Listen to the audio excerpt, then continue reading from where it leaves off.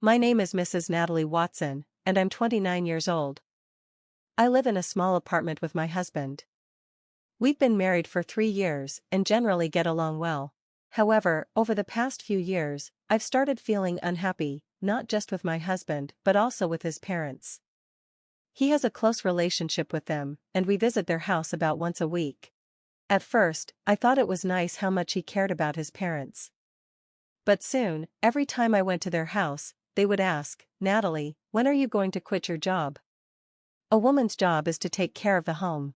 Gradually, I started disliking these visits. I really enjoy my job and want to keep working as long as I can. I had already told my husband this before we got married.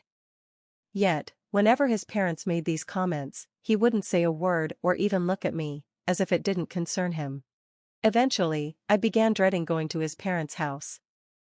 Sometimes, I would suggest to my husband, "Why don't you go alone?" But he'd always insist, "My parents want to see you too," and he'd make me go with him. Eventually, I stopped trying to argue. I didn't want to bring up how his parents' words bothered me, since it might hurt his feelings. So each time, I just smiled and ignored their comments. What bothered me most, though, was when they'd ask, "Why don't you have a child yet?" I like kids and would love to have one, but it's not something that can happen instantly just because we want it. I didn't understand why they expected us to have a child just for their sake, and honestly, I wished they would leave me alone. I talked to my husband about it, but he just brushed it off, saying, "Don't worry about it. You're just overthinking." As my frustration built up because of his lack of support, my mother-in-law said something I couldn't ignore. She asked, "Are you infertile? Is that why you haven't had a child?"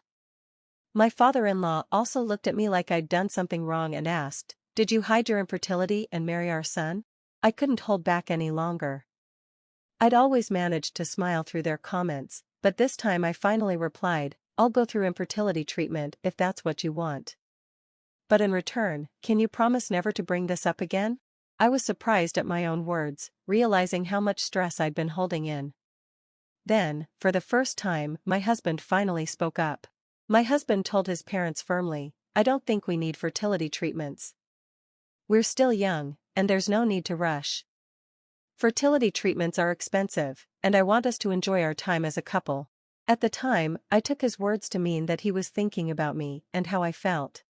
One weekday, I took a day off work and went to see a gynecologist. Although my husband's parents had been nagging us less about having a child, I still wanted to know for sure if I had any fertility issues. I thought about discussing it with my husband, but he always got moody whenever I mentioned fertility treatments. So, I decided to go for the checkup on my own. The exam was faster than I expected, and I scheduled a follow-up appointment for the results the next week. As I was leaving, I made eye contact with a pregnant woman in the waiting room. I recognized her face immediately. It was Clara, my classmate from elementary and middle school. She recognized me, too, and came over to say hello. Clara was 9 months pregnant, and her belly was big. Since she'd just had her checkup, I decided to walk her home. I found out her house was close to mine, and I was even more surprised to learn that her husband worked at the same company as mine. As we caught up on our lives and shared memories, my eyes kept drifting to her belly. Noticing, Clara asked, "Do you want to touch it? Is it okay?" I asked, and she replied, "Of course." I gently touched her belly, remembering how slim and fit Clara used to be. Now her body was so different, and I was amazed by the thought of a baby growing inside her.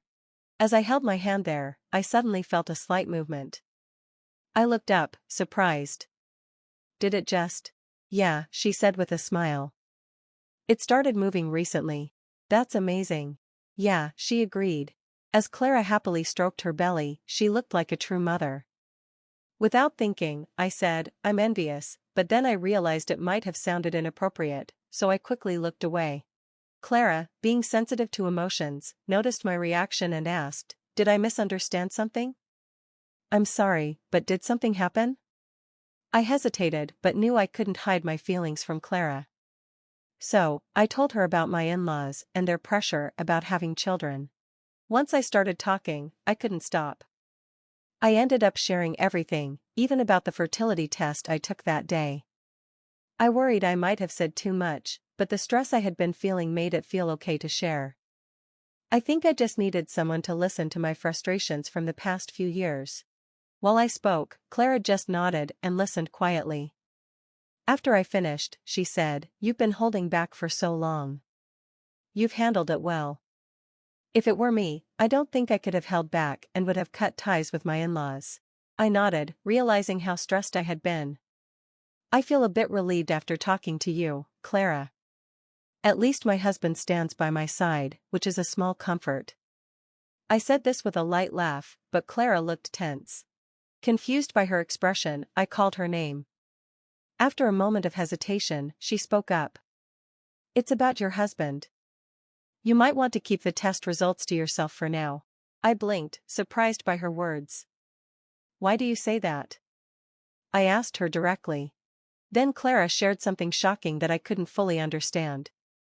I somehow made it home, feeling unsteady as I walked. Once home, I sat on the sofa, thinking about what Clara had said. I didn't want to believe it, but I also couldn't imagine her lying.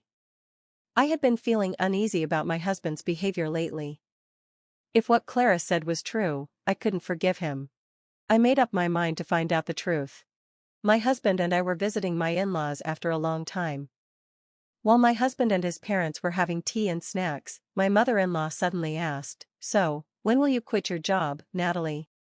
Before, I would have said, "I don't have plans to quit yet," but this time I replied, "I suppose I'll quit when we have a child." My mother-in-law blinked and said, "Well, you've finally decided to have a child."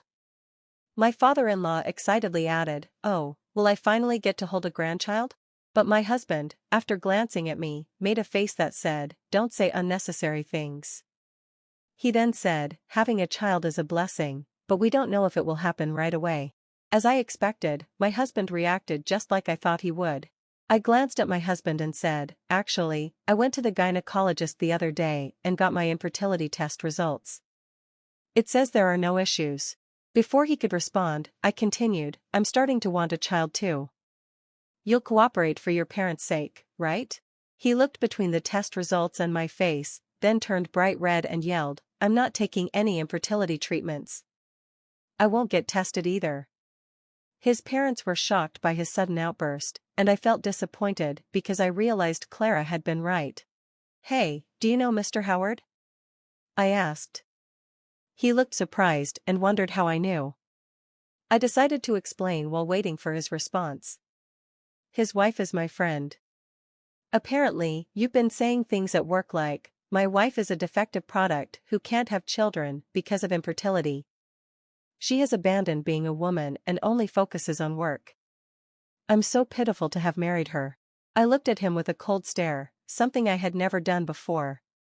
His mouth trembled, and he got defensive. "So what if it's true? Who else would want someone like you?"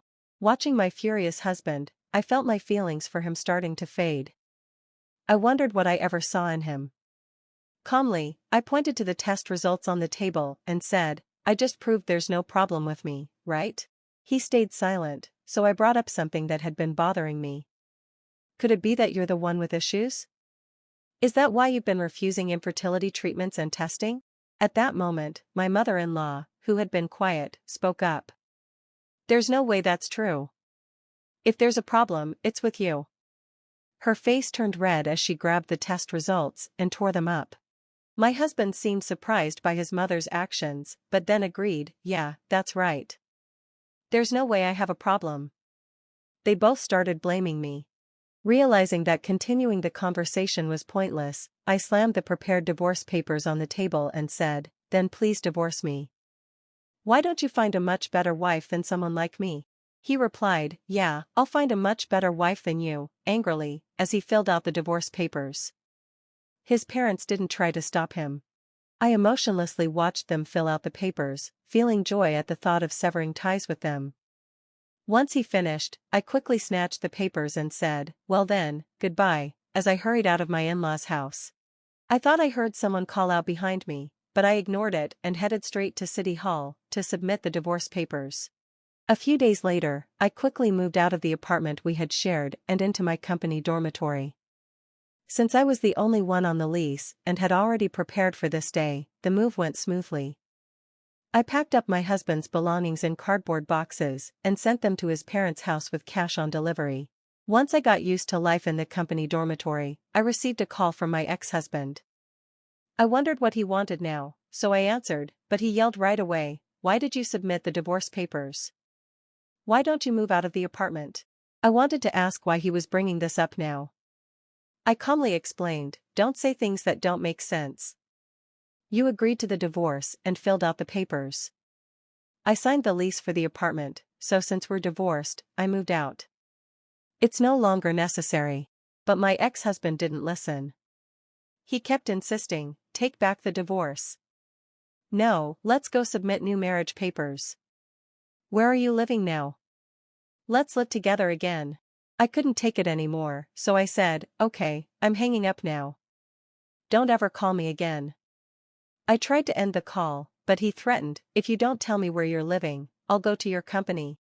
I was fed up and told him, "You'll be the one in trouble if you cause any problems," and hung up. Still, I worried he might actually come to my company, so I talked to my boss about my ex-husband just in case. Neither my boss nor I thought he would actually do anything, but then he caused a scene. The security guard told me he went wild in the company lobby, and the police had to be called. I felt ashamed and guilty, but my coworker sympathized with me and said breaking up with him was the right choice. Later, I heard from Clara's husband that my ex-husband panicked when the police incident became known at his company and tried to make me the villain. However, Clara's husband corrected the story, and the lies my ex-husband told about me were exposed. It turned out he found it hard to stay at the company and ended up quitting. Most likely, my unemployed ex-husband was back at his parents' house, crying to them.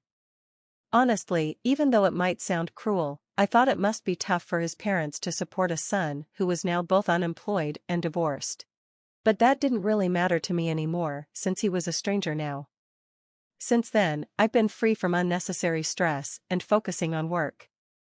I have more time and money to spend freely. I occasionally visit Clara to check on her, and we make plans to spoil her baby. She sometimes finds it amusing and shakes her head at me. As for getting remarried, I'm not thinking about that just yet. But I do hope that someday I can have a happy family of my own.